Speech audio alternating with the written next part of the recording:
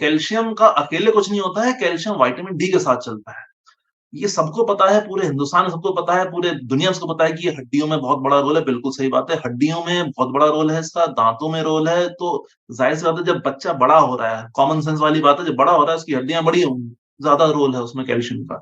जब उम्र ढल रही है, जब खाना-पीने का मन नहीं करता है, तब कैल्शियम का बड़ा रोल है। जब हार्मोनल चेंजेज़ आ जाते हैं, जब मेनोपॉज़, एंड्रोपॉज़ हो जाता है आदमी औरतों में, तब कैल्शियम का बहुत बड़ा रोल है।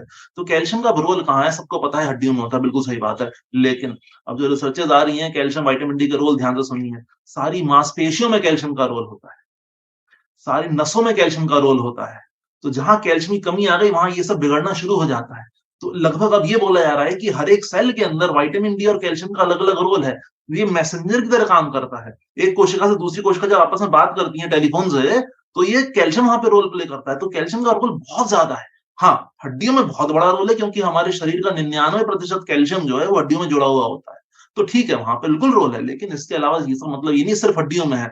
हमें कैल्शियम को समझना है कि कैल्शियम का रोल शरीर के हर एक सेल में है। तो इस तरह से हमारा कैल्शियम का बहुत वाइड रोल है। कोई बैठा है, उसको लग रहा है मैं कैल्शियम गोली खाऊँ कि ना खाऊँ? सिंपल सी बात है, मैं कैल्शियम गो पहली बात तो आपको क्यों लग रहा है आपको कैल्शियम गोली खानी चाहिए? कोई ऐसा किसी ने आपके पड़ोसी ने खा रहा है या आपके भाई ने खा रहा है, उसने फ़ोन किया यार तू कैल्शियम नहीं खा रहा बता अभी कैसे हो? ऐसे नहीं होता है। आपको शरीर में क्या लग रहा है? आपको क्या वीकनेस आ रही है? आपको क्या जोड़ों में दर्द है? आपको क्या थकान होती है? आपको क्या लेथार्जीनेस होती है? आपको क्या लगता है? आपने क्या कैल्शियम की जाँच कराई है? कि किसी और 100 कारणों से हो सकता है। क्या आपने कैल्शियम जाँच कराई है? कैल्शियम, विटामिन डी की जाँच कराई है? क्या वो कम आए हैं? अगर वो कम आए हैं, तो बिल्कुल खाइए। अब आती बात कितना खाना चाहिए देखिए, इसका रिकमेंडेड आरडीए कितना है, जो दिन का रोज़ खाना चाहिए। तो अगर एडल्ट्स की बात करें तो 1000 से लेके 1500 एवरेज ले लें 1200 MG per day that is the required जो डोज़ है कैल्शियम की होनी चाहिए एडल्ट में। क्या बच्चों में कम होती है? जी हाँ, बच्चों में कम होती है, लेकिन किन बच्चों में? जो बहुत छोटे बच्चे होते हैं, जो साल भर, साल 2 साल के बच्चे होते हैं, उनमें कम होती है क्योंकि उनका वज़न कम होता है। लेकिन जब बच्चा टीनेज पहुँचता है, 8, 10, 12 साल उसकी रिक्वायरमेंट अचानक 1200-1500 हो जाती है।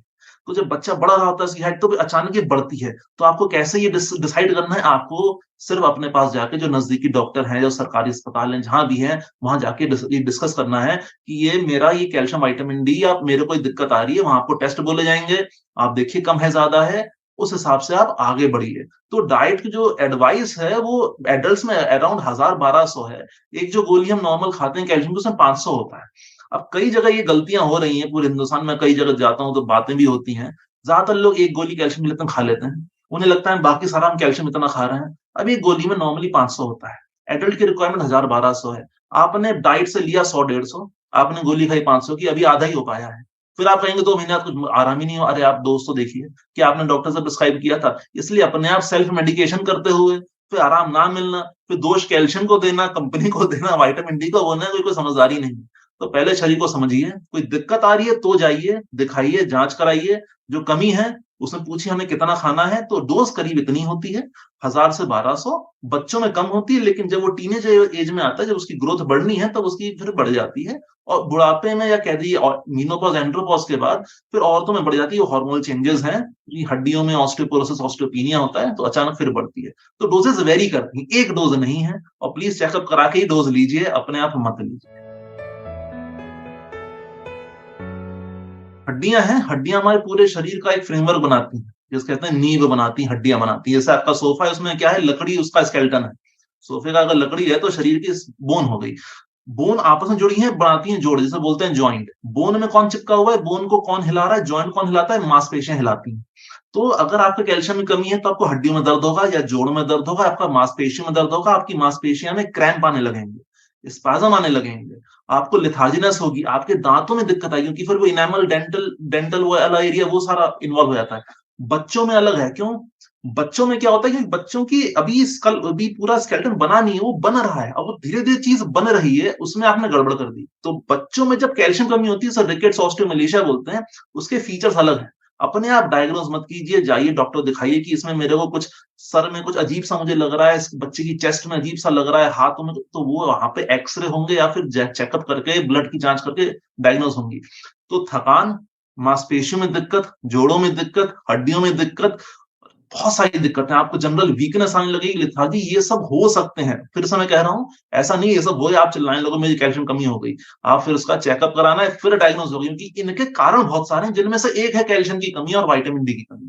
और एक बात और मैं बता दूं आपको, हम जैसे आप कमरों में बैठते हैं, एसी लगे कमरे हैं, हिंदुस्तान में कम से कम नहीं तो 90% कह रहा हूं, कम से कम लोगों में विटामिन डी की कमी है। सिर्फ हिंदुस्तान नहीं, दुनिया भर के कोई भी देश ले लीजिए। इसलिए जरूर जाइए एक बार, अपना साल में चेकअप कराइए, विटामिन डी कम है, अपने आप दवाई मत शुरू कीजिए, डॉक्टर से पूछिए मुझे कितनी डोज लेनी है, कब लेनी है, वो जरूरी, हर एक चीज वैल्यू होती, तो उस हिसाब से आप इलाज करें। कैल्शियम की गोलियां क्या पहले होती थी? हमारे पूर्वज जो इतने लाखों साल से जो इंसान बना है, कि पहले कैल्शियम गोलियां खाते थे? बिल्कुल नहीं खाते थे। क्या खाते थे? नॉर्मल खाना पीना खाते थे, बने तो इस हिसाब से बन गए। अब हमें क्या, तो हम क्यों नहीं वैसे बन सकते? बिल्कुल बन सकते हैं। लेकिन क्या आप कैल्शियम का आप पूरा खाना वैसे खा रहे हैं?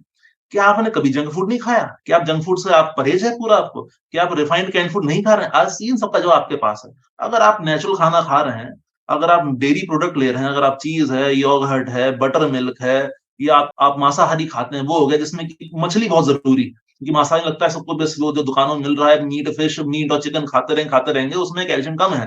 आप मछलियों पर जाइए, अगर आपको मांसाहारी का सेवन कर कैल्शियम लेना है, आप मिल्क डेयरी प्रोडक्ट लीजिए, लेकिन आप उसको सही मात्रा में लीजिए, जितना होना चाहिए उतना लीजिए, उससे परहेज। लेकिन क्या आप वो डील ले पाते हैं? क्योंकि पहले, ऑब्वियस सी बात है कि पहले का जीवन शैली अलग थी, अभी की जीवन शैली बिल्कुल अलग अलग है। हमें ये चीज़ बहुत ध्यान समझनी है कि हम सही जा रहे हैं, गलत जा रहे हैं। तो अगर आप ऐसा कुछ कर पाते हैं, खा पाते हैं, तो कैल्शियम की ज़रूरत आपको नहीं पड़ेगी। इसके बाद अगर आपको फीचर मिल रहे हैं, तो प्लीज़ चेकअप कराइए। ऑब्वियस सी बात है, आपका खान-पान अच्छा है, तो चीज़ें ये आपको कम मुसीबत करेंगी, या खान-पान अच्छा नहीं है, तो ज़ाहिर-सी बात कम होंगी। और विटामिन डी कम क्यों है 90% में? आप कितने बार धूप में बाहर निकल रहे हैं? आप खुद ही सोच के देखिए, आप महीने में, पिछले 1 महीने में आपने कितनी बार धूप में बैठे थे या चले थे?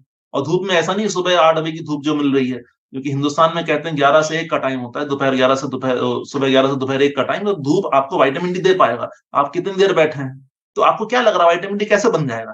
क्योंकि उसकी पूरी साइकिल ही स्किन से स्टार्ट होती है। वो स्किन से जाता है, फिर आपके लिवर में जाता है, फिर लिवर से आपके गुर्दे, किडनी में जाता है, तब जाके विटामिन डी बनता है। तो आपकी शुरुआत ही नहीं हो पाई है, तो बनेगा कहाँ से विटामिन डी? तो अगर हम बैठे रहेंगे अपने कमरों में, फिर विटामिन डी अपने आप तो आएगा नहीं, तो ज़ाहिर-सी बात है वो खाना ही पड़ेगा। तो या तो बाहर जाइए धूप में, या फिर विटामिन डी खाइए, ज़रूरी बहुत है।